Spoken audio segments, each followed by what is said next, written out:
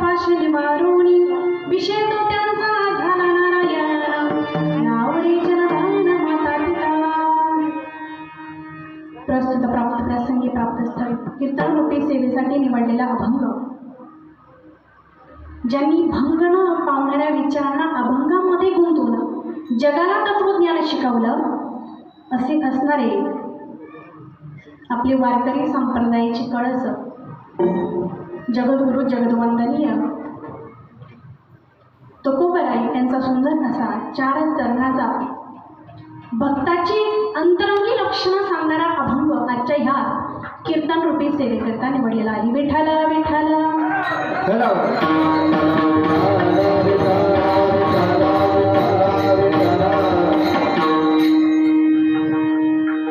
कार्यक्रमाला सुरुवात करण्याबद्दल अल्पसा परिहार द्यायचं प्रत्येक वक्त्याचं परम कर्तव्य असतं. म्हणून या ठिकाणी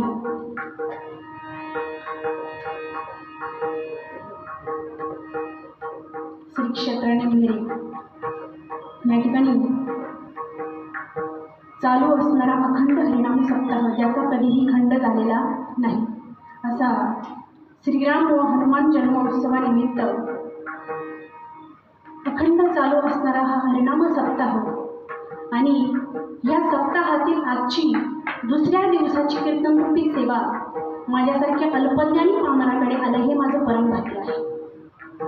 महाराज खरंच सांगते मनापासून येताना असं एकदम आळसल्यासारखं झालं होतं, पण इथं आल्यानंतर चार्जिंग झालं, फुल चार्जिंग झाली 100%. इतकं सुंदर असं वातावरण आहे आणि या सुंदर वातावरणामध्ये आल्यानंतर इथल्या लोकांचा जोश बघितला. महाराज एकदम एकदम सुंदर असं नियोजन.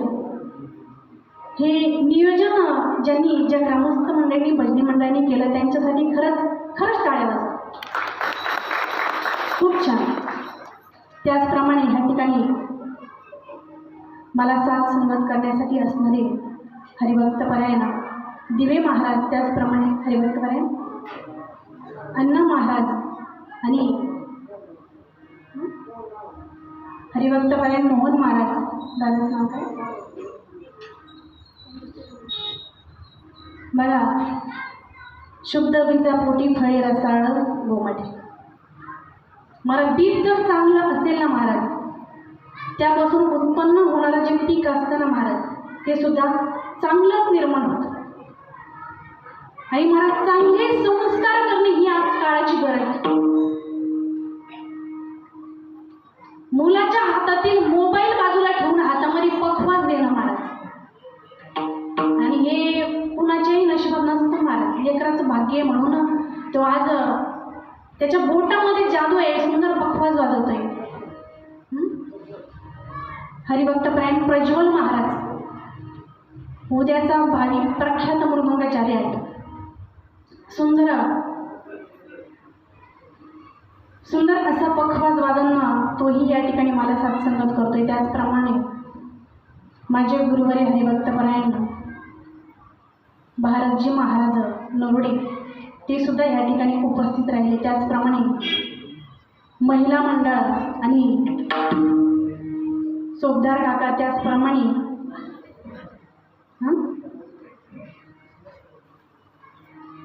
समस्त भजनी मंडळ निंबेरे, त्याचप्रमाणे या ठिकाणी शूटिंग करण्यासाठी बसलेला दादा, त्याचा सुद्धा मी मनापासून आभार मानते. मनोहर महाराजांचे चिरंजीव आहे सिनारे महाराजांचे, आणि ज्यांच्या मार्गदर्शनाने माझ्याकडे ही सेवा आली ते हरिभक्तपरायण मनोहर महाराज सिनारे. ते आज इथं उपस्थित नाही, परंतु महाराज त्यांचं नाव घेणं हे मला महत्त्वाचं वाटतं, म्हणून त्यांचेसुद्धा मी मनापासून आभार मानते. सर्वच सप्ताह कमिटी मंडळी, त्याचप्रमाणे गावातील समस्त ग्रामस्थ मंडळी, सामाजिक क्षेत्रातील असतील, राजकीय क्षेत्रातील असतील, मला नावं माहीत नाही, परंतु सर्वांच्या चरणावृंदावर नतमस्तक होऊन कार्यक्रमाला सुरुवात करते. विठ्ठल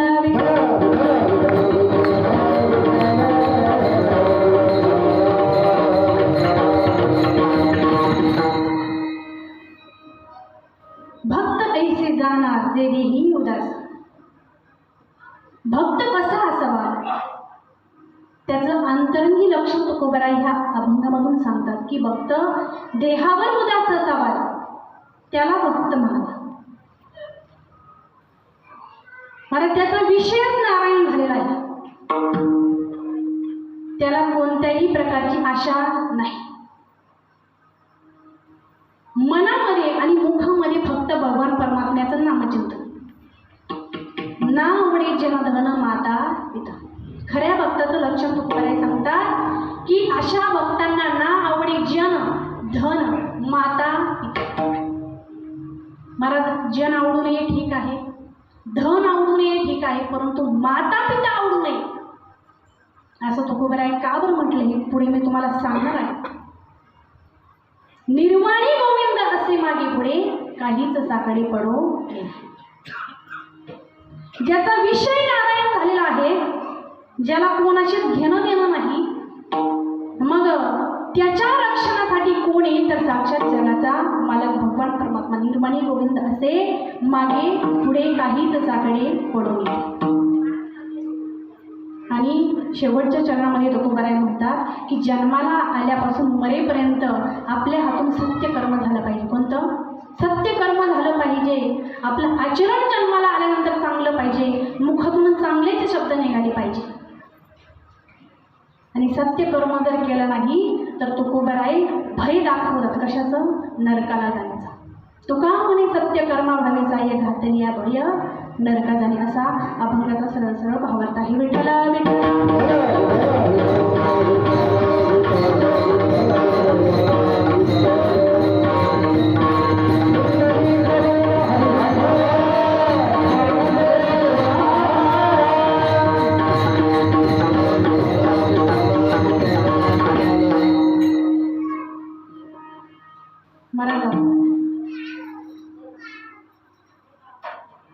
भक्ताची संगत करायची, भक्ताच्या संगतीमध्ये जायचंय, भक्त ओळखायचा आहे.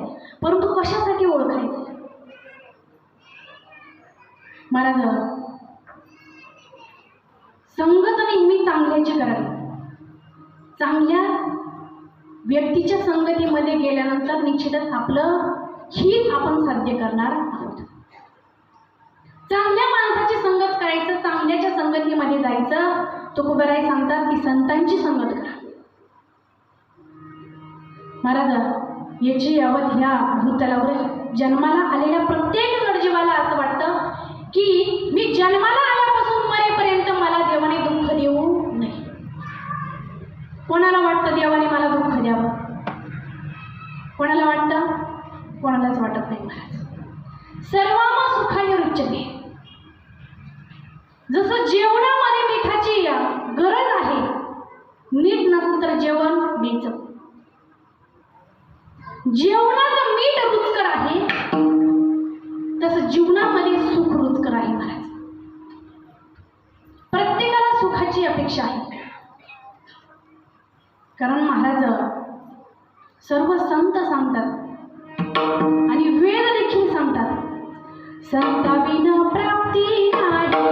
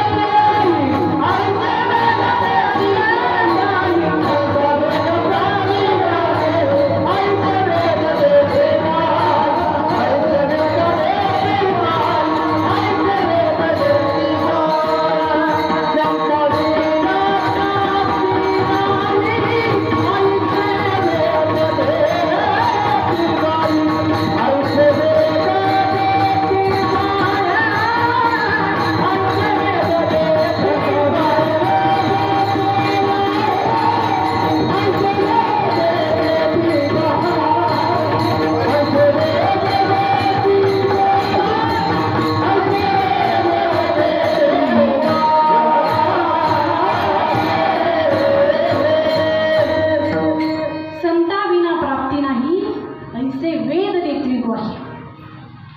वेदांचं देखील सांगणं आहे की संतांशिवाय भगवान परमात्म्याची प्राप्ती होऊच शकत नाही. महाराज, भक्त कशाला म्हणावं, संत कशाला म्हणावं? देव जे भगवान परमात्म्यापासून, त्याच्या नामापासून कधीही विभक्त होत नाही त्याला संत म्हणावं. महाराज, मग अशा संतांच्या संगतीमध्ये जायचंय आणि भगवान परमात्म्याला प्राप्त करून घ्यायचंय. कारण आपण जन्माला आलोय, पण कशासाठी आलोय? आपलं हित काय आहे? हित ते करावे देवाचे चिंतन. आपलं हित कशात आहे तेच आपल्याला जन्माला आल्यानंतर समजत नाही. कारण महाराज, आपण जन्माला आलो आणि ह्या संसार रूपी मायेमध्ये गुरफटून गेलो. आपल्याला भगवान परमात्म्याची आठवण येत नाही महाराज. देवाची आठवण कधी येते? संकट आल्यावर. आपल्याला ज्यावेळेस गरज लागेल तेव्हा आपल्याला देवाची आठवण येते. मग देवाची जर प्राप्ती करून घ्यायची असेल तर काय करायचंय? अगोदर संतांच्या संगतीमध्ये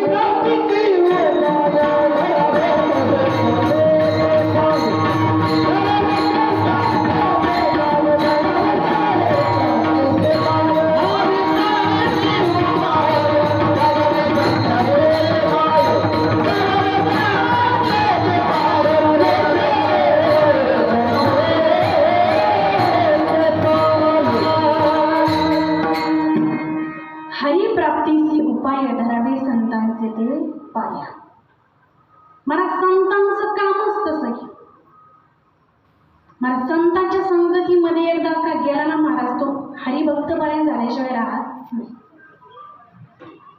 महाराज, आपल्या जवळ अनेक साखर कारखाने आहेत. आपण कौतुक करतो विज्ञानाचं. साखर कारखान्यामध्ये अलीकडच्या बाजूने ऊसाची मुळी घालायची, तेव्हा पलीकडच्या बाजूने साखर पोत्यात पडलेले डोळ्याने बघायची, बरोबर? अलीकडच्या बाजूने काय घालावं लागतं? ऊसाच्या मुळ्या. तेव्हा पलीकडच्या बाजूने काय पडतं? साखर पडते. मग एखाद्या येड्या गवाळ्यानं जर कडुलिंबाच्या, येड्या बाबरीच्या मुळ्या जर घातल्या तर पडेल का हो साखर? नाही पडू शकत.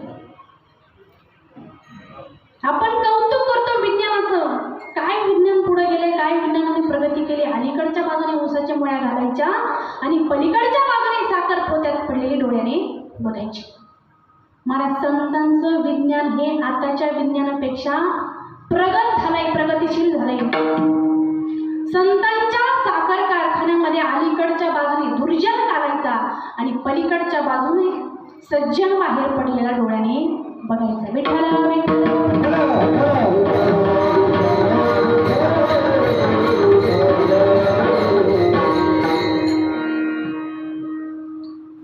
संतांचं थोडक्यात काम काय आहे तुम्हाला अजून सोपं करून सांगते. आपण एखादी जर सोयरीक जुळवायला गेलो, आपल्या आता आपला जो मराठा समाज आहे, या मराठा समाजात तशी सोयरिकीचे आता कोणी मध्यस्थी ठेवत नाही, गपचूप जाताना करून येतं. ही काही सांगायची गोष्ट राहिलेली नाही. परंतु जुन्या काळी अशी रीत होती, सोयरीक जर जमवायची असेल तर मध्यस्थी ठेवावा लागायचा.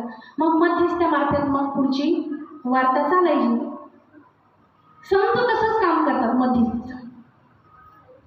एकदा एक लेकरू, त्याचे वडील बाहेरून आले. वडील जसे बाहेरून घरात आले तसं लेकरू रडायला लागलं. ते म्हटलं, बाबा पुढच्या आठवड्यामध्ये माझी शाळा उघडणार आहे. आता सुट्ट्या संपत आल्या. इंग्लिश मिडियमचा तो विद्यार्थी, मला ते इंग्लिश मिडियमचं एक फॅड झालंय. आता इंग्लिश मिडियमला विद्यार्थी टाकला म्हटल्यावर तो डॉक्टर इंजिनियरच म्हणा.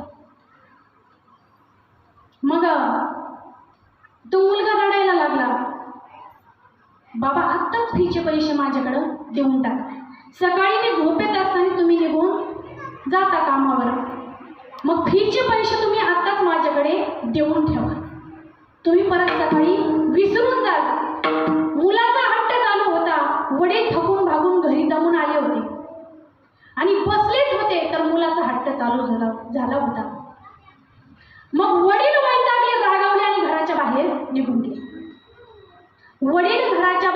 निघून गेल्यानंतर महाराज ते लेकरू ते मुलगा रडत रडत आपल्या आईजवळ गेला. आईजवळ गेल्यानंतर महाराज आईने पहिल्यांदा लेकराच्या डोक्यावरून हात फिरवला, त्याला प्रेमाने जवळ घेतलं आणि प्रेमाने जवळ घेतल्यानंतर त्याला विचारलं, काय पाहिजे बाळा तुला? अजिबात रडायचं कारण नाही, तुला जे पाहिजे ते मी देते, पण तू रडू नको. मग त्या आईने लेकराला जवळ घेतलं आणि जवळ घेतल्यानंतर तिच्या मांडीवर बसवलं, डोक्यावरून हात फिरवला, प्रेमाने विचारलं. त्यावेळेस मुलगा म्हटला, आई अगं बाबांकडे मी शाळेच्या फीचे पैसे मागत होतो, परंतु बाबांनी दिले नाही. बाबा माझ्यावर रागवले आणि घराच्या बाहेर निघून गेले. ती आई म्हटली, अजिबात रडायचं कारण नाही. किती देऊ बोल? 25,000 पाहिजे, 30,000. तुझे वडील जरी घराच्या बाहेर गेले असले तरी वडिलांचा शर्ट कुठं आहे? खुंटीला. किती देऊ बोल? 25,000 पाहिजे, 30,000. माझा दृष्टांत संपला. आता माझ्या सिद्धांताकडे लक्ष द्या. ऐका, बापाच्या खिशातील पैसे मुलाच्या हातावर येण्यासाठी मध्यस्थी कोणाची केली हो मुलाने? तुम्ही सगळे जाणकार आहेत. कोणाची? इथे काय दुसरं काही चालू नाही, कीर्तन चालू असताना बोलत चालायचं. मग मला असं वाटतं तुम्ही कीर्तनाने बोर होऊन राहिले. थोडं कीर्तनात बोलत चालायचं म्हणजे मलाही बरं वाटेल. बापाच्या खिशातील पैसे मुलाच्या हातावर येण्यासाठी मुलाने कोणाची मध्यस्थी केली?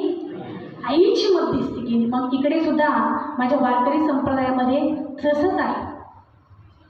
भगवंत रूपी बापाच्या खिशातील कृपारूपी पैसे तुमच्या आमच्यासारख्या जडजीवाच्या हातावर यावे असे जर जीवाला वाटत असेल तर जीवाने काय करायचंय? संत रूपी आईची मध्यस्थी करायची. कोणाची मध्यस्थी करायची? संत रूपी आईची मध्यस्थी करायची. विठ्ठल विठ्ठल.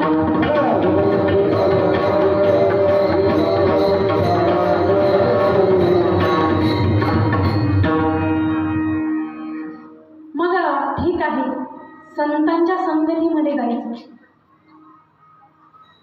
त्यांच्या संगतीमध्ये जायचं म्हटल्यानंतर मग काय होत गोवर आहे ते संत असतात कसे? दिसतात कसे? तुकोबराय म्हटले ते देहावर उदास असतात. कसे असतात? देहावर उदास. आता उदास म्हटल्यानंतर उदास भरपूर असतात. काही संसारामध्ये वैतागून उदास चेहरा घेऊन बसतात. काही 8-8 दिवस आंघोळी करतील म्हणून ते त्यांचे चेहरे कसे दिसतात? उदास दिसतात. काही प्रपंचाला कंटाळून आत्महत्येचा विचार करत असतात, ते सुद्धा उदास दिसतात. काही रस्त्याच्या कडेला उदास पडलेले असतात. रस्त्याच्या कडेला माहिती ना तुम्हाला? रस्त्याच्या कडेला पडले उदास पडलेले असतात. मग त्यांच्या पाया पडायचं का? ते आपल्याला देव दाखवतील का? रस्त्याच्या कडेला पडले. मला त्यांचं जर काही विचारायचं. एक जण असाच त्याने अमृत प्राशन केलं. आता मी काही नाव घेत नाही, नारद या गादीवर उभी आहे, तुम्ही समजून घ्या. त्याने अमृत प्राशन केलं. दुकानातून अमृत घेतलं, अमृत प्राशन केलं, घरी गेलं. बायकोला म्हटलं, मी जर गावचा सरपंच असतो ना म्हणे, मी गावच बदलून टाकला. काय? गावचा जर मी सरपंच असतो ना, मी गावच बदलून टाकला. मी जर आमदार असतो ना, संपूर्ण तालुकाच बदलला असता. खासदार असतो ना, खासदार सगळा जिल्हाच बदलून टाकला असता. मंत्री जर असतो ना, मंत्री सगळं राज्यच बदलवलं असतं. आणि जर कधी पंतप्रधान जर झालो ना, तर सगळा देशच मी बदलून टाकला असता. बायको त्याला वैतागली. बायको म्हटली, लुंगी समजून माझा परकर घातलाय, तो पहिले बदला, मग देश बदला. विठ्ठला विठ्ठला.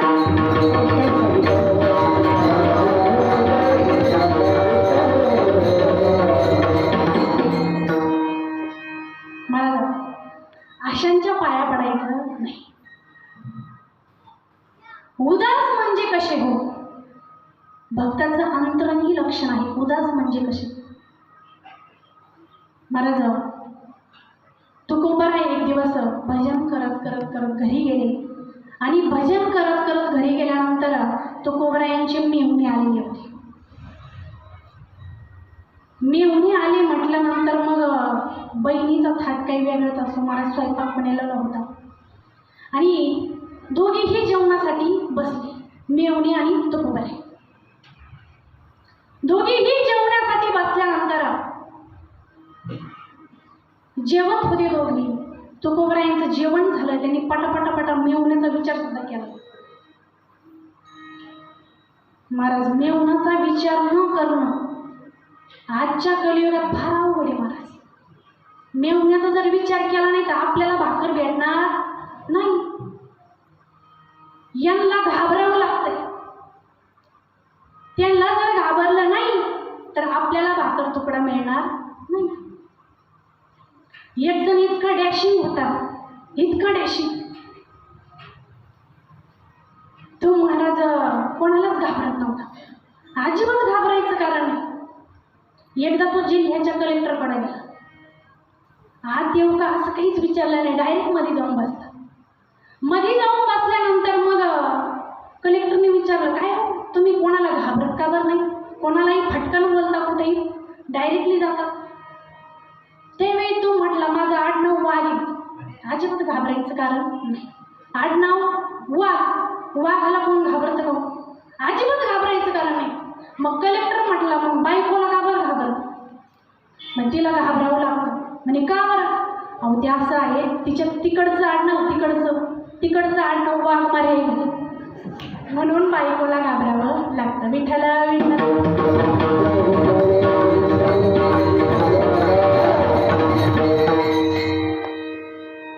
तुकोबरायांनी मिळवण्याचा विचार सुद्धा केला नाही. जिजामाता तुकोबरायांकडे डोळे वाटून पाहत होत्या. तुकोबरायांचं लक्षच नव्हतं. दोघांचंही जेवण झालं, मेवण्याचंही जेवण झालं, तुकोबरायांचंही जेवण झालं. आणि जेवण झाल्यानंतर तुकोबरायांचं आपलं चालूच होतं, विठ्ठल विठ्ठल. महाराज, विठ्ठल विठ्ठल नामस्मरण चालू होतं. मेवण्याकडे काही लक्ष नव्हतं. दोघांचं महाराज, घरातल्या पुरुषांचं जेवण झाल्यानंतर पूर्वी अशी रीत होती की स्त्रिया जेवायला बसत होत्या. महाराज, रीत भात तर मला कोणाला नावं ठेवायची नाही, परंतु आपल्या हिंदू संस्कृतीतील संस्कार काय आहे त्या संस्काराप्रमाणे आपण चाललं पाहिजे. महाराज, आपल्या देशात काही पाश्चात्य लोक आले आणि या पाश्चात्य लोकांनी आपले महाराज संस्कारच बदलून टाकले. पूर्वीच्या काळी पाहुणे घरी आल्यानंतर काय करत होतो? काय करत होते? चहा करत होते. काय करत होते बाबा?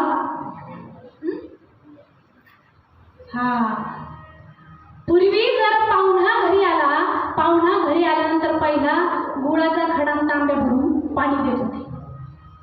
त्याच्या मागे महाराज वैज्ञानिक एक उदाहरण आहे. गुळ का बरं द्यायचे? तर पाहुणा उन्हातून थकून भागून घरी आलेला असतो, म्हणून त्याला उन्हाचा त्रास होऊ नये, त्याच्या शरीरामध्ये थंडावा निर्माण व्हावा म्हणून गुळ देत होते. आता अलीकडं ते वाढदिवसाचं केक कापायचं, तोंडाला फासायचं, ते एक फॅड आलं. तुम्ही करा, मी नाही म्हणत नाही. केक कापा, मी केक कापायला नाही म्हणत नाही, परंतु त्याच्यावर मेणबत्त्या लावतो आणि ती मेणबत्त्या आपण तोंडाने थुकून विझवतो.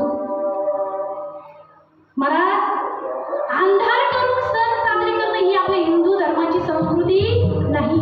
उजेड करून सण साजरा करणं ही आपल्या हिंदू धर्माची संस्कृती आहे. महाराज, लेकरू 1 वर्षाचं झालं ना, तुम्ही एक पंथी लावा ना, पंथी विजवायची नाही. एक पंथी लावा त्याला वावाळा. 2 वर्षाचा झाला 2 पंथ्या लावा. 10 वर्षाचा झाला 10 पंथ्या लावा. 20 वर्षाचा झाला 20 पंथ्या लावा. परंतु मेणबत्त्या काय लावू नका. ती आपली संस्कृती नाही. महाराज, आपले आराध्य दैवत छत्रपती शिवाजी महाराज, त्यांनी आपल्याला जो मार्ग दाखवून दिलाय त्या मार्गाने महाराज आपण चाललं पाहिजे. संतांनी जो मार्ग दाखवून दिलाय त्या मार्गाने आपण चाललं पाहिजे.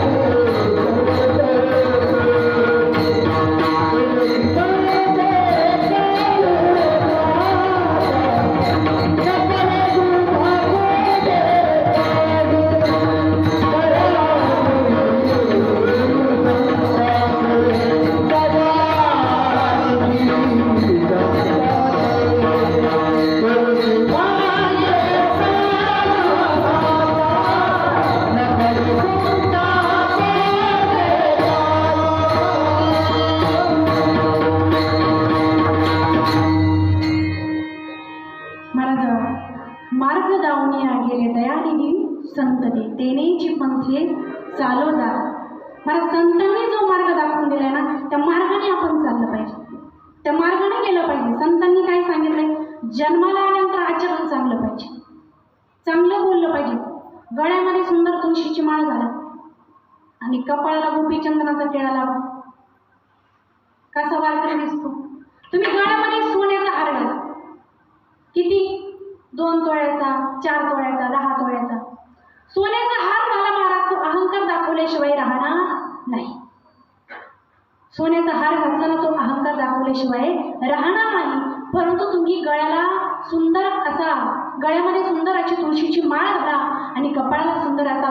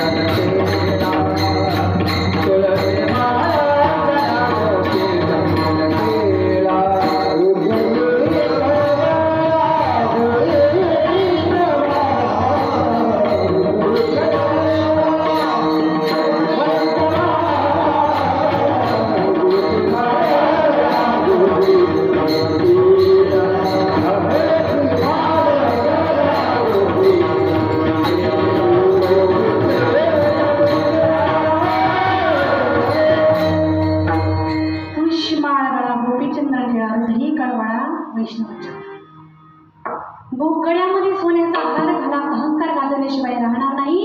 परंतु कपाळाला सुंदर असा गोपीचंदनाचा टिळा लावा आणि गळ्यामध्ये सुंदर अशी तुळशीची माळ घाला. रस्त्याने चालणारा प्रत्येक माणूस तुम्हाला रामकृष्ण हरी म्हणून वागल्याशिवाय राहणार नाही. विठ्ठल विठ्ठल.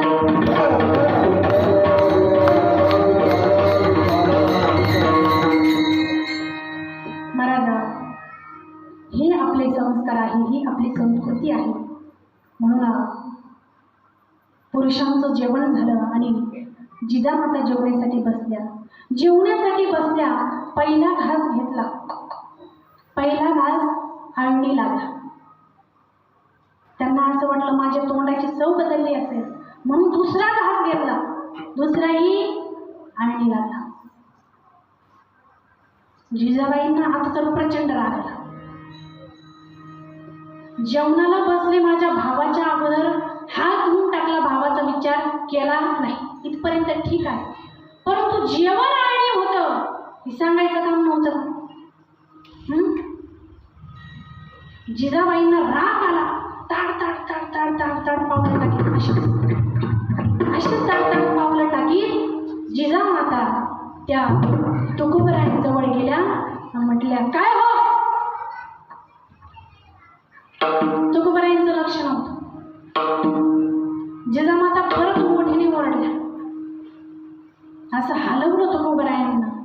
महाराज मन इतकं भगवान परमात्म्याच्या नामचिंतामध्ये इतकं रंगून गेलं होतं. महाराज कोण आवाज देतंय काय कशाकडेच लक्ष नव्हतं. मग हलवलं. नंतर मग तुकोबरायांनी बघितलं आणि विचारलं काय झालं. जेवणात मीठ नव्हतं. मग काय, मग सांगायचं काम नव्हतं. महाराज तुकोबराय म्हटले काय खातो आणि कसे सांगते.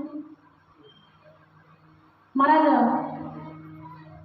हे मनच जर जाग्यावर स्थिर नव्हतं, हा देहच जर जाग्यावर स्थिर नाही, तो कुठं उरलाय भगवान परमात्म्याच्या नामस्मरणामध्ये.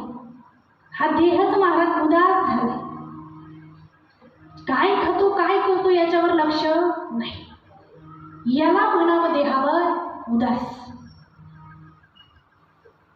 अजून आहे का आपल्या वारकरी संप्रदायामध्ये असणारे संत गोरोबा काका.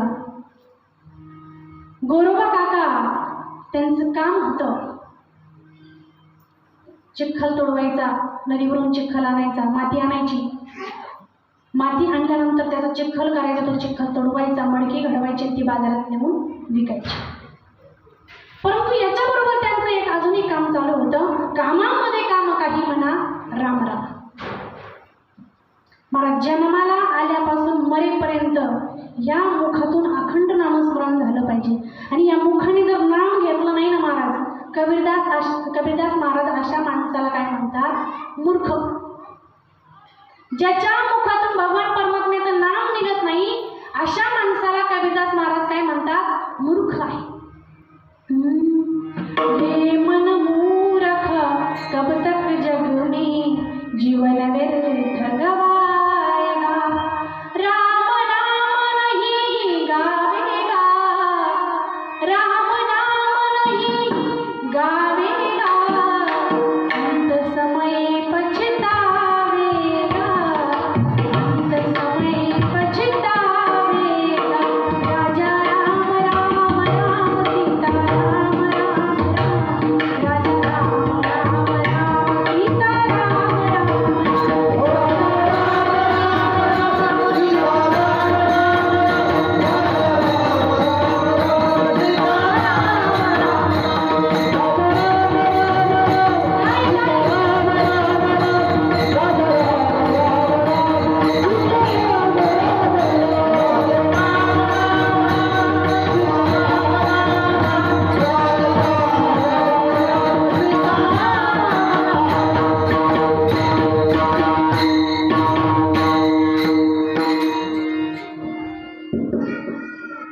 तुम्हाला कालच्या महाराजांनी सांगितलं नाही का, भजन चालू असताना काय करायचं? टाळी वाजवायची. काही टाळी वाजवतात, काही नुसते असे पाहतात. इथं काय भूत उभे आहेत? मला टाळी वाजवलं पाहिजे, मुखाने नाम घेतलं पाहिजे, हाताने टाळी वाजवली पाहिजे. हाताने जर तुम्ही टाळी वाजवली ना, टाळी वाजवण्याचे अनेक फायदे. टाळी जर वाजवली ना, वजन कमी होतं. काय? वजन कमी होतं, शरीरातील ब्लड सर्क्युलेशन व्यवस्थित होतं आणि अटॅकचा झटका टळतो. टाळी वाजवल्यामुळं आणि विठ्ठल विठ्ठल असं नाम जर घेतलं ना, तर अटॅकचा झटका टळतो. ही माझ्या वारकरी संप्रदायाची ताकद आहे. माझ्या वारकरी संप्रदायामध्ये नुसती हाताने टाळी मुखाने विठ्ठल जरी म्हटलं ना, तरी अटॅकचा झटका टळतो. आणि अटॅकचं प्रमाण आता खूप वाढलं. मग ते तुमचं तुम्ही ठरवा, टाळी वाजवायची की नाही वाजवायची, हे तुम्ही ठरवा. विठ्ठला विठ्ठल.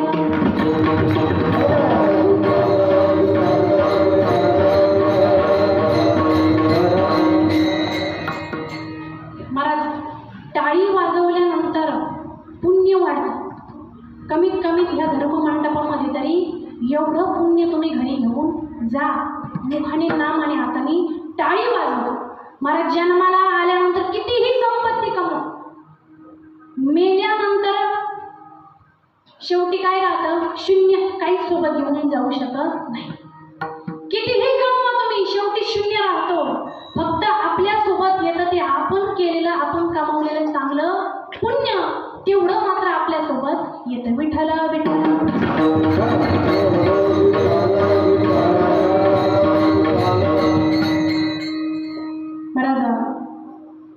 गोरोबा काकांचं कामामध्ये काम काही म्हणा राम राम मुखाने भगवान परमात्म्याचं नामस्मरण करायचं आणि मडकी घडवायची आणि बाजारात नेऊन विकायची.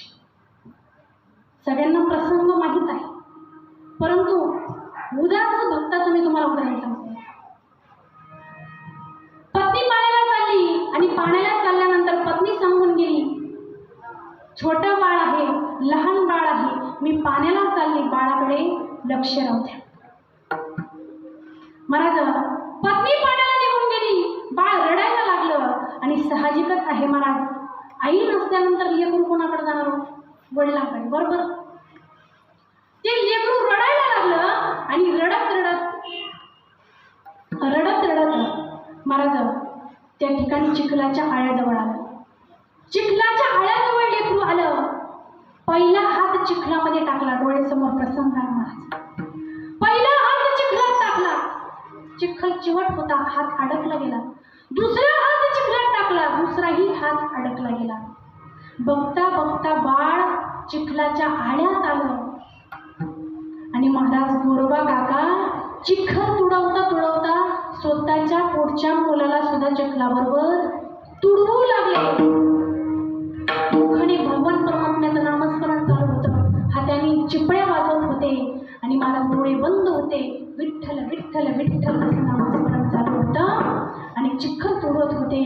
स्वतःचं लेकरू पायाखाली तुडवते महाराज याची देखील आठवण नव्हती. महाराज संपूर्ण चिखल लाल बुंद झाला, रक्तमय झाला, सगळे अवयव लेकराचे विखुरले गेले. तरी सुद्धा लेकरू आपण पायाखाली तुडवतोय, लेकराची आठवण राहिली नाही. याला म्हणावं देहावर उदास, याला म्हणावं भक्त. विठ्ठल विठ्ठल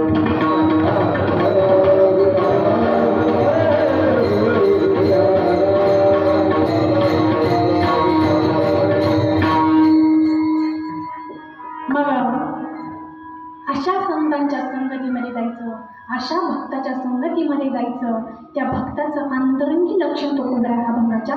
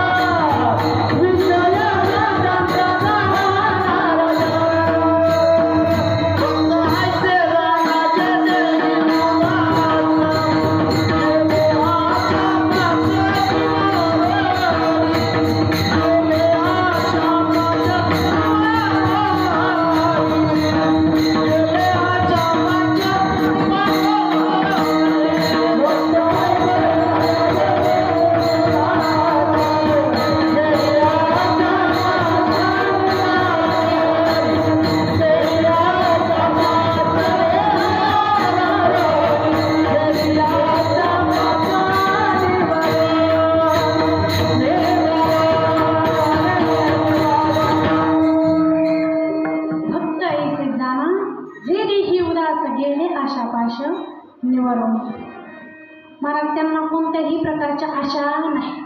आता देहावर उदास म्हटल्यानंतर त्यांना कोणत्याच प्रकारची आशा नाही. महाराज आशा आपल्याला मला हे भेटलं पाहिजे, मला ते भेटलं पाहिजे, हे माझं ते माझं, ही आशा फक्त संसारिक माणसाला मानते. सर्व सुखाची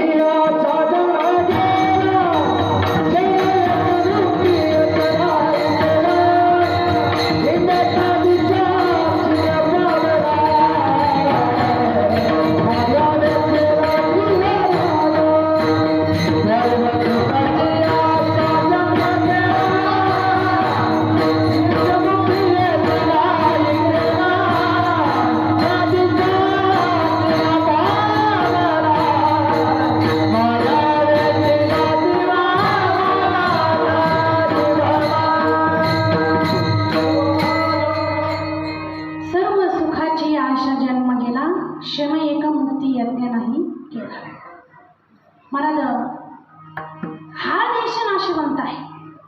आपण आशेच्या मागं लागलो ना तर महाराज नाशिवंत देह जाणार सखळ आयुष्य खातो काळ सावधान. आशा फक्त प्रपंचिकाला, आणि आशेमध्ये महाराज कधी त्या माणसाचा शेवट होतोय त्याला देखील समजत नाही. महाराज, एक भुंगा होता आणि एक मधमाशी होती, दोघांमध्ये वाद चालू झाला. बगीच्यामध्ये सुंदर एक फूल उमललं होतं आणि ते फूल उमललं होतं आणि ते फूल बघून दोघांचा वाद चालू होता. कोणाचा? भुंग्याचा आणि मधमाशीचा. दोघांचा वाद चालू होता. भुंगा म्हणायचा तुझ्यापेक्षा जास्त प्रेम माझं या फुलावर आहे, आणि मधमाशी म्हणायची असूच शकत नाही, म्हणजे तुझ्यापेक्षा जास्त माझं प्रेम त्या फुलावर आहे. तुझं प्रेम जेवढं नाही ना त्याच्यापेक्षा जास्त माझं त्या फुलावर प्रेम आहे. मला दोघांचा वादविवाद चालू होता आणि त्यातून त्यांनी एक निष्कर्ष काढला. ठीक आहे म्हणजे कुणाचं प्रेम किती आहे ते आपण ठरवू. उद्या सकाळी जो अगोदर या फुलावर येऊन बसेल त्याचं ह्या फुलावर सर्वाधिक प्रेम. काय? जो या फुलावर आधी येऊन बसेल दुसऱ्याने समजायचं त्याचंच ह्या फुलावर जास्त प्रेम. महाराज, अंधार झाला आणि अंधार झाल्यानंतर दुसऱ्या दिवशी दिवस उगवला. जसा तिकडून दिवस उगवला तशी महाराज मधमाशी लगबगीनं त्या फुलाकडे गेली. लगबगीने फुलाकडे गेली आणि महाराज त्या फुलाचा गुणधर्म असा होता, ते अंधार झाला की ते पूर्ण कोमजून जायचं आणि दिवस उजळला की पुन्हा ते उमलायचं. मधमाशी तिथं गेली, सूर्य उगू लागला आणि सूर्य जसा जसा उगू लागला तसं तसं ते फूल सुद्धा उमलू लागलं. जसं जसं फूल उमलू लागलं फूल संपूर्ण उमललं आणि मधमाशीने बघितलं की भुंगा त्यात मरून पडला होता. कारण भुंगा ते फूल मिटायच्या अगोदरच त्याच्यात जाऊन बसला. आता मला एक सांगा, भुंग्याचा गुणधर्म काय आहे? कुरतडणं, बरोबर? मग ते फूल कुरतडणं त्याला काय अवघड होतं? काहीच अवघड नव्हतं. परंतु महाराज आशा खूप वाईट आहे बरं का. आशा ही खूप वाईट आहे. म्हणून आशेपायी भुंग्याचा जीव गेला. महाराज विठ्ठल विठ्ठल.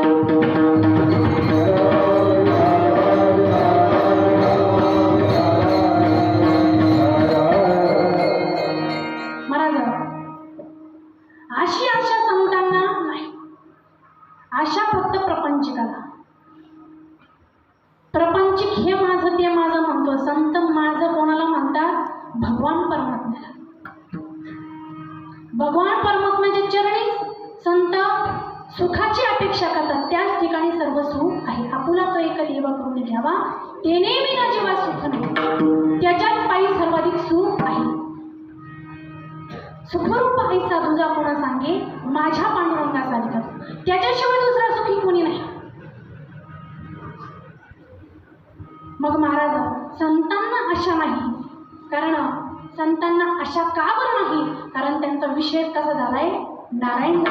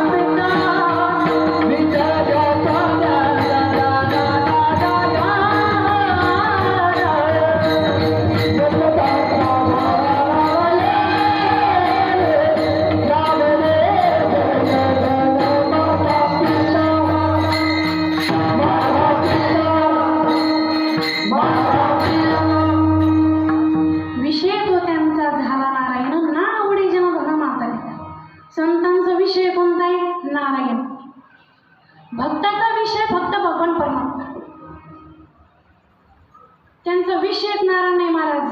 संतांच्या भक्ताच्या हृदयामध्ये देव आहे. कुठे? हृदयामध्ये देव आहे महाराज. ज्या प्रभू रामचंद्रांचा आज जन्म झाला ते प्रभू रामचंद्र पुन्हा अयोध्यामध्ये आले आणि अयोध्यामध्ये आल्यानंतर महाराज ते प्रत्येक त्यांचे ज्यांनी त्यांना युद्ध करण्यामध्ये मदत केली,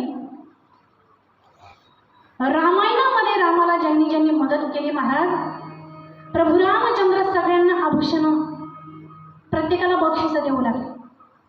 सगळ्यांना बक्षीस देऊ लागले. प्रभू रामचंद्र बक्षीस देत होते त्या ठिकाणी हनुमानजी उभे होते. हनुमानजी उभे होते आणि प्रभू रामचंद्र म्हटले, माझ्या हनुमंतरायामुळे मला आज अयोध्येचं पद पुन्हा मिळालं.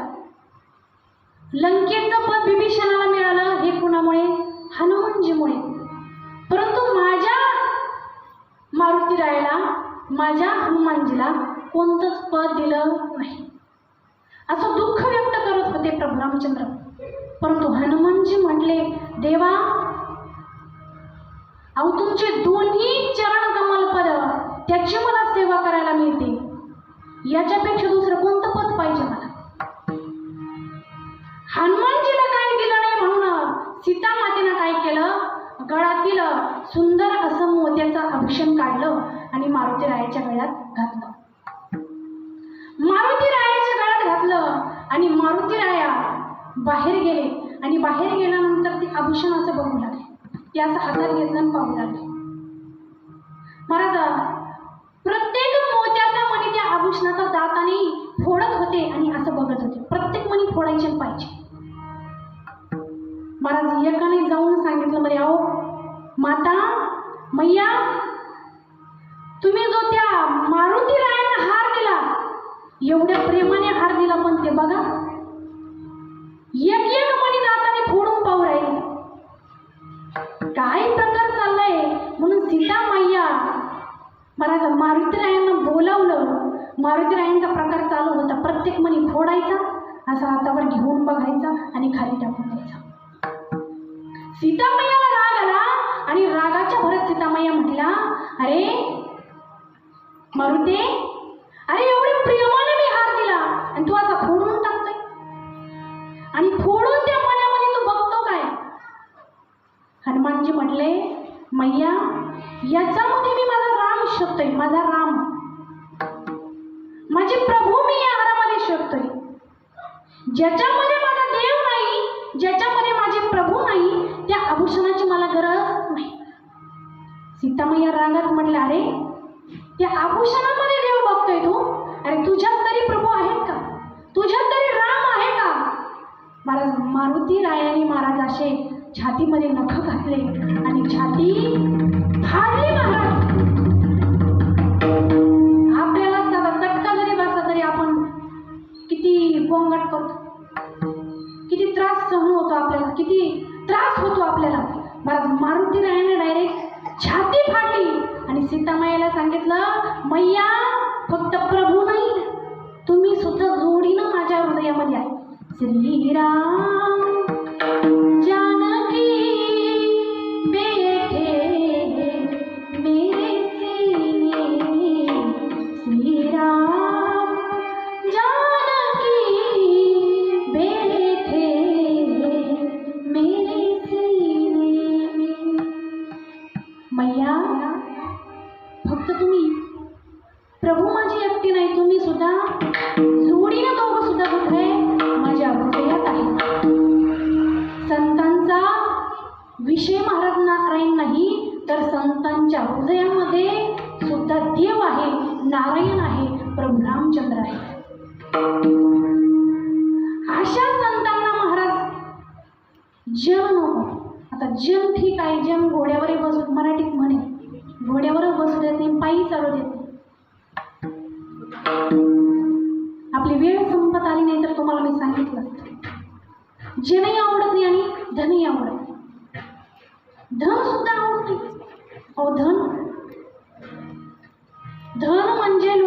असं वाटतं धन म्हणजे आजच्या या कलियुगामध्ये एक गरज झाली. धन, ज्याच्याकडे जास्त धन माणुसकीला किंमत राहिली नाही. ज्याच्याकडे जास्त धन तो जास्त श्रीमंत.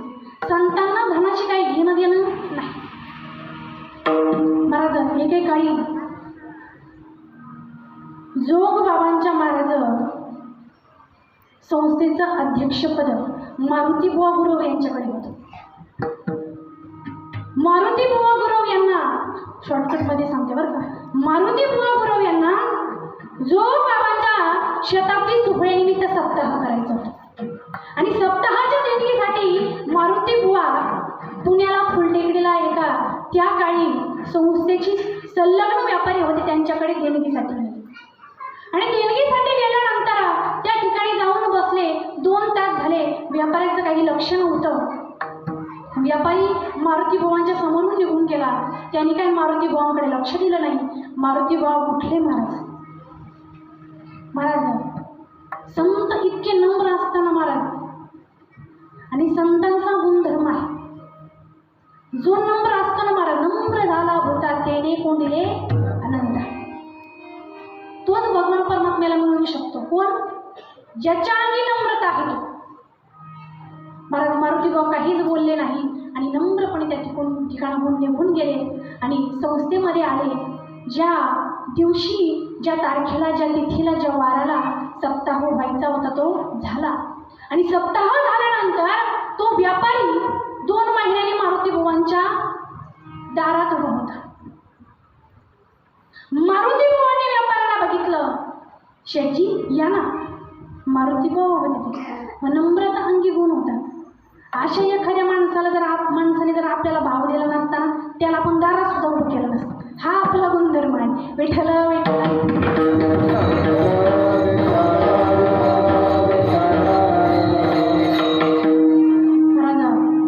मारुती बुवांनी तसं केलं नाही. या ना शेठजी. बसायला आसन दिलं, पाणी दिलं आणि जेवणाचं विचारलं. जेवणाचं ताट आणून दिलं. जेवण वगैरे सगळं झालं. आणि सगळं झाल्यानंतर मग त्या व्यापाऱ्याने सांगितलं, बुवा तुम्ही वाड्यावर येऊन गेले. शताब्दी सोहळ्यानिमित्त सप्ताह करायचा होता आणि देणगीसाठी तुम्ही आले होते. परंतु कामाच्या गडबडीमुळे माझं काही लक्षात आलं नाही. मी काही लक्ष दिलं नाही. परंतु आता 2 लाख रुपये घेऊन आलो. किती? 2 लाख रुपये. हे तुम्ही घ्या. मारुती बुवा म्हटले, ज्या सप्ताहाच्या देणगीसाठी मी आलो होतो तो सप्ताह झाला. एकदम कोणतीही अडचण नाही. आता सप्ताह एकदम चांगल्या प्रकारे पार पडला. आता सप्ताह झाला, मग मी या पैशाचं घेऊन काय करू? ते शेठजी म्हटले, व्यापारी म्हटला, अहो मारुती बुवा सप्ताह झाला ठीक आहे, तुम्ही हे पैसे घ्या आणि एखाद्या बँकेत टाका. त्याच्या नुसते व्याजात पुढचा सप्ताह पार पडेल. मारुती बुवा म्हटले, या आळंदीमध्ये बँक आहे असं म्हणतात, परंतु ह्या मारुती बुवाच्या डोळ्याने अजून बँक बघितली नाही. हे पैसे मला नको. मारुती बुवांनी साफ नकार दिला. शेठजीने म्हणे, नको तुम्हाला चेक नको पाहिजे असेल तर ही बँक तरी ठेवून घ्या, तुम्ही थैली घेऊन घ्या. मारुती बुवांनी नकार दिला. मला अजिबात नको पैसे. येणाऱ्या पैशाला आपण नकार देतो का?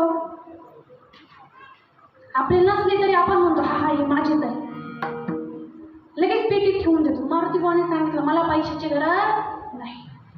महाराज त्या शेठजीला राग आला आणि रागाच्या भरात तो व्यापारी म्हटला, तो शेठजी म्हटला, काय हो मारुती बुवा, अपमान करताय माझा. मी पैसे घ्या म्हणतोय, तुम्ही नाही म्हणत्या. अहो 2 लाख रुपयाची थैली तुमच्या दारात घेऊन आलेला व्यापारी तुम्ही उभ्या आयुष्यात बघितला नसेल आणि मला नाही म्हणते तुम्ही. महाराज मारुती बुवा काही कमी नव्हते, तोला मुलाचे होते. जो बाबांच्या संस्थेचं अध्यक्षपद त्यांच्याकडे होते ते काही कमी नव्हते. तोला मुलाचं उत्तर त्यांनी दिलं, माझ्या उभ्या आयुष्यामध्ये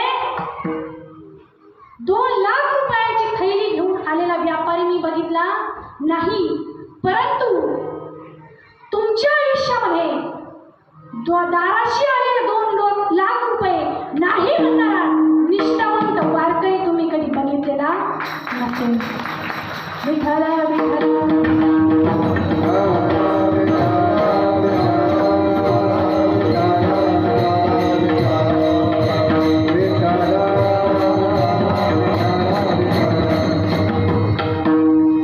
संतांना धनाची अपेक्षा नाही,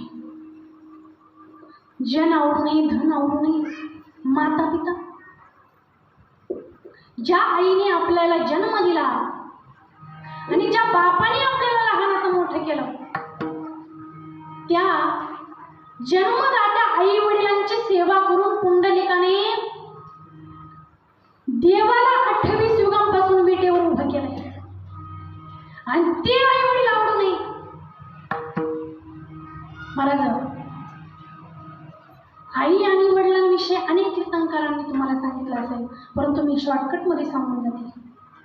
महाराज, आई वडिलांच्या संस्काराशिवाय तुम्ही जगाच्या पाठीवर कुठेही जा, तुमचं कोणतंच काम शक्य होऊ शकत नाही. कशाशिवाय? आई वडिलांच्या संस्काराशिवाय. महाराज, एक मुलगा होता, त्याने उच्च शिक्षण पूर्ण केलं, डिग्र्या मिळवल्या, घरी गेला, वडिलांना डिग्र्या दाखवल्या. वडिलांना सांगितलं आता मी शहरात जाणार, नोकरी करणार. वडील म्हटले, अरे आपली परंपरा आहे, आपलं एवढं मोठं क्षेत्र आहे, एवढी मोठी शेती आहे, इथं तू कष्ट कर. महाराज, शेती करायची आजकाल लोकांना आवडच राहिली. शेती करणारा एकदम खालच्या पातळीवरचं वाटतं, परंतु महाराज, आज जर माझ्या शेतकऱ्याने जर शेती करायचं सोडून दिलं ना महाराज, डॉक्टर, इंजिनियर, कलेक्टर सगळे उपाशी राहतील. काय? शेतकऱ्याने जर शेती करायचं सोडून दिलं तर आपल्याला सगळ्याला उपाशी मरावं लागेल. वडिलांनी सांगितलं आणि मुलाने ऐकलं. महाराज, संस्कारच ते होते. मुलाने ऐकलं, मुलगा शेती करू लागला. रोज पहाटे उठायचा आणि पहाटे उठल्यानंतर आई वडिलांचे संस्कार होते. घरातील चालू असणाऱ्या लाईट तो बंद करायचा, पहाटेच उठायचा, लाईट बंद करायचा. अंगणात अस्तव्यस्त पडलेल्या चपला तो एका साईडला रांगेत ठेवायचा आणि चालू असलेले नळ ते सुद्धा बंद करायचा. जनावरांना पाणी पाजायचं, चारा दाखवायचा, शेतीतली सगळी कामं करायची, अंगणातला कचरा गोळा करायचे. आई वडिलांचे संस्कार होते. मग त्याचा हा विनक्रम चालू होता, शेती चालू होती. एक शहरातला त्याचा मित्र आला एकदम सूटबुटामध्ये, आणि तो मित्र त्याने पाहिला आणि त्याच्या मनामध्ये लालसा निर्माण झाली. अरे, शेती करतो मी, उन्हातानामध्ये कष्ट करतो आणि हा नोकरी करतो, एकदम थाटामाटात राहतो आणि माझे कपडे फाटलेले, चपला तुटलेला, एकदम पॉशमध्ये राहतो. मग त्या मुलाने ठरवलं आता मी नोकरी करणार.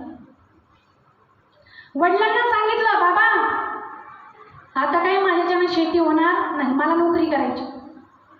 वडील म्हटलं ठीक आहे. गंगेचं पाणी पुन्हा गंगेलाच येऊन मिळतं, मला वळणाचं पाणी पुन्हा वळणालाच येऊन मिळतं. वडिलांना माहीत आहे कुठपर्यंत जाणार. संस्कार तसे होते ना, त्यांच्या संस्कारावर त्यांना विश्वास होता. वडील म्हटलं जा बाळा. मुलगा शहरात नोकरीसाठी गेला आणि नोकरीच्या अगोदर काय द्यावा लागतो? इंटरव्ह्यू. मग त्याचा इंटरव्ह्यू चालू होता. इंटरव्ह्यूला भली मोठी रांग लागली होती. 50 नंबर होती, याचा 50वा शेवटचा नंबर होता. एकेकाचा इंटरव्ह्यू चालू होता. याला तिथं बसून कंटाळा आला, कारण याच्या रक्तामध्ये शांत बसणं हा गुणधर्मच नव्हता. काहीतरी करत राहायचं. मग तो तिथून उठला, थोडं बाहेर आला. बाहेर आल्यानंतर त्याने बघितलं त्या ठिकाणी नळ चालू होते, ते नळ त्याने बंद केले. पाणी वाया जात होतं म्हणून त्याने नळ बंद केले. बाहेरच्या सुद्धा दिवस होता तरी लाईट चालू होत्या, त्या लाईट त्याने बंद केल्या. बाहेर अस्तव्यस्त पडलेल्या चपला होत्या, त्या चपला त्याने त्या ठिकाणी व्यवस्थित जुळवून ठेवल्या. पॅऱ्यावर सगळ्या सँडल जवळ सँडल, चप्पल जवळ चप्पल, सगळ्या चपला जुळवून ठेवल्या. तिथं अस्तव्यस्त पडलेला कचरा सुद्धा त्याने उचलून डस्टबिनमध्ये टाकला आणि त्याचा नंबर आला इंटरव्ह्यूचा, म्हणून तो आतमध्ये गेला. आतमध्ये गेल्यानंतर त्या ठिकाणी त्या कंपनीच्या मॅनेजर समोर बसला आणि त्याचे सगळे सर्टिफिकेट दाखवल्यानंतर मग ते सर्टिफिकेट ते मॅनेजरनी पाहिजेच नाही. त्याच्या आधीच काय म्हटलं, तुझं सिलेक्शन झालं. अहो, तुम्ही माझा इंटरव्ह्यू घेतला नाही, तुम्ही माझे डॉक्युमेंट्स बघितले नाही, त्याच्या आधीच माझं सिलेक्शन झालं कसं? तो मॅनेजर म्हटला, नाही, तुमची आमच्या कंपनीला गरज आहे, तुमचं सिलेक्शन झालं. अहो, कमीत कमीत माझे कागदपत्र तरी पहा, मला काही 4-2 प्रश्न तरी विचारा. मॅनेजर म्हटला, त्याची गरज नाही. त्या मुलाने सांगितलं, गरज का बरं नाही तेवढं सांगा बरं तुम्ही. त्यावेळेस मॅनेजर म्हटलं, तिथं CCTV कॅमेरा लावलेला आहे, तुमचं बाहेर काय चालू होते ते सगळं ह्या कॅमेऱ्यामध्ये रेकॉर्डिंग झालं. तुमच्यामध्ये जी शिस्त होती, तुमच्यामध्ये जी नम्रता होती, तुम्ही सगळ्या बाहेरचा कचरा गोळा केला, चालू असणारे नळ बंद केले, चालू असणारे लाईट बंद केले, कचरा गोळा केला, सगळी साफसफाई तुम्ही बाहेर केली. याच्याकडे कोणाचंही लक्ष गेलं नाही, फक्त तुमचंच लक्ष गेलं. तुमची आमच्या ऑफिसला गरज आहे. तुम्ही आल्यानंतर असा होतकरू आम्हाला या ठिकाणी पाहिजे आणि तुम्ही होतकरू आहे, तुमच्यात तो गुणधर्म आहे, म्हणून तुमची आमच्या कंपनीला गरज आहे. माझा मुलगा ढसढसा रडायला लागला. तिथून उठला आणि चालायला निघाला. तेवढ्यात ते मॅनेजरने विचारलं, काय रे बाळा, का बरं चालला? हे माझ्या आईवडिलांचे संस्कार होते, त्या संस्कारामुळे मी इथं सिलेक्ट झालो होतो. माझ्या आईवडिलांच्या संस्काराशिवाय मी जगाच्या पाठीवर कुठेही जरी गेलो तरी मी सफल होऊ शकत नाही. महाराज पुन्हा आईवडिलांकडे गेला, आईवडिलांच्या पाया पडला आणि तेव्हापासून महाराज पुन्हा शेती करू लागला. जगाच्या पाठीवर तुम्ही कुठेही जा, आईवडिलांशिवाय मला सगळं अपुरं आहे. त्यांच्या संस्काराशिवाय आपण पुढे जाऊच शकत नाही. विठ्ठल विठ्ठल.